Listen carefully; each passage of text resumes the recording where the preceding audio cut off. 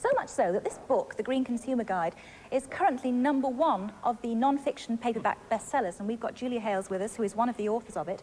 With environmentally friendly products, some would increase in price if they all became environmentally friendly, and others wouldn't, because they would benefit from the economies of scale.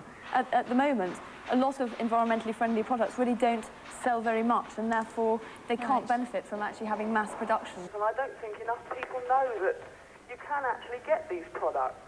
Well, actually, there's a product that's come on the market that's largely been on sale in health food stores up to now, but some of the major supermarkets are beginning to stock it. And I think that because more and more people are aware that you can get biodegradable washing up liquids and soap powders, that they're actually going to be widely available even through the sort of large manufacturers. Buying pump action aerosols, now they're available, and I find they're much more economical. They cost slightly more, but they seem to be more economical than the aerosols that I was buying originally. And I think if people were told this, they would purchase them more often. Your broad response to that, Julia?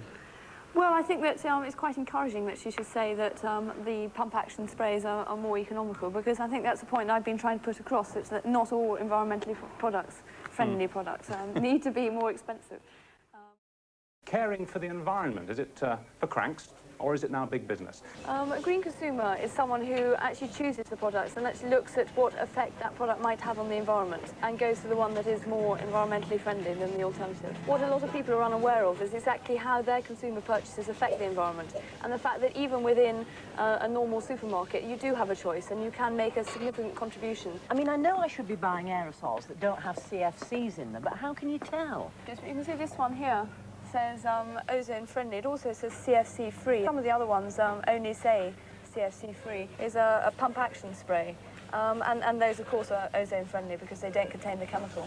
The chemical is the propellant, isn't it? Yes, that's right. It's what's used to get the product out of the nozzle. Recently, I've been having my bathroom done, and I decided that I was going to go and have a mahogany toilet seat, very trendy.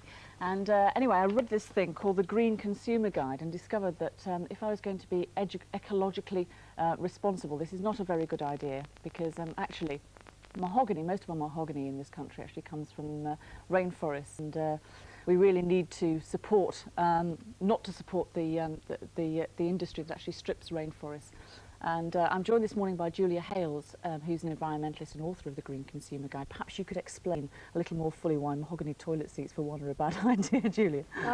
Mahogany is just one of many types of tropical hardwoods that's used in quite a number of household purposes. I think the green consumer is a reality. I think when we first thought of the green consumer, John Elkington actually conceived the idea in 1986. At that stage, he didn't know whether the green consumer existed. And it's something that has begun to exist. There are people who are going out there and they are buying one product over another on the basis of its environmental acceptability. Somebody who's full of sound advice and tips is Julia Hales. Good morning, Julia. Thanks so much for joining us. Perhaps we should first of all define what green consumerism is. Well, when we wrote the Green Consumer Guide in 1988, I think there were relatively few people who were aware that they could do quite a lot through to encourage more environmental things through what they buy, and of course what they don't buy as well, and that essentially is what a green consumer is. There isn't any product that is actually good for the environment. It all has some sort of environmental impact. So what we're looking at is trying to decrease that environmental impact and trying to get products to change to use less energy or less resources, and look at what happens when it goes into the waste stream. We're beginning to get those sort of changes from the manufacturers and retailers, and therefore people have much more of a choice about what they can do. Well, we're joined now by environmentalist Julia Hales. Good morning to you, Julia. Good morning. I guess the first problem is persuading the customer, isn't it? Yes, it is. I think it's very important that people do realise that they can have a significant effect by choosing one brand rather than another. What else have you got here then? What should we be buying? Yeah. Julia, do you get angry? Major manufacturers are still producing goods in the sure knowledge that they are damaging the environment? Yes, but I think that they will continue to do that if people aren't actually buying the alternative products. And I think that the most important thing is to make sure that people realise that manufacturers are only responding to their demands. Is there a guide to what to buy and what not to, what to watch out for? What do we watch out for in this circumstance? It's very difficult to give a sort of uniform message on all products. I think that we would be working towards a sort of labelling scheme whereby things will have just environment friendly, so that you know that they have been screened for all the process. But otherwise it's quite a complicated message, and we have tried to simplify it in our guide, giving you the sort of basic criteria of what you should be looking out for.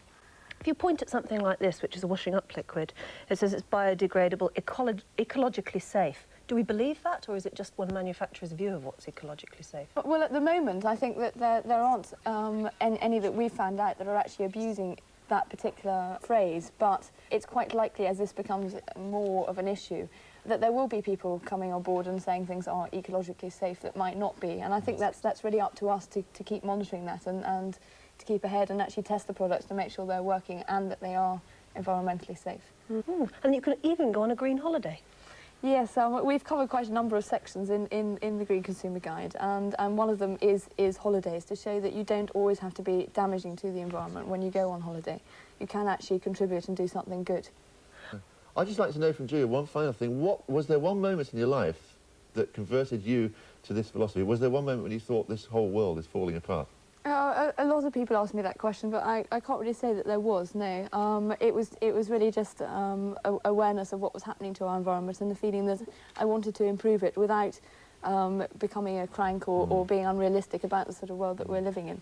And I felt that this is an ideal solution because it's actually something that a lot of people can engage with rather than the minority. Well, the message is loud and clear, and it's Greens Week next week. We'll be listening to that one too. Thanks for joining us this morning, Julia Hales. Pleasure. And, I want to know, what's the most important single thing we can do to help preserve the environment or deal with pollution? The most important thing you can do is to use your shopping power to actually buy more environmentally friendly products and actually boycott the ones that are damaging to the environment. And by that you can encourage energy efficiency, cleaner water, and a lot of these things. It's not the only solution, but it's certainly something that everybody can participate in. We're not powerless. You can help. You can have a hand in your own destiny. Take it. See you in the morning. Thank you.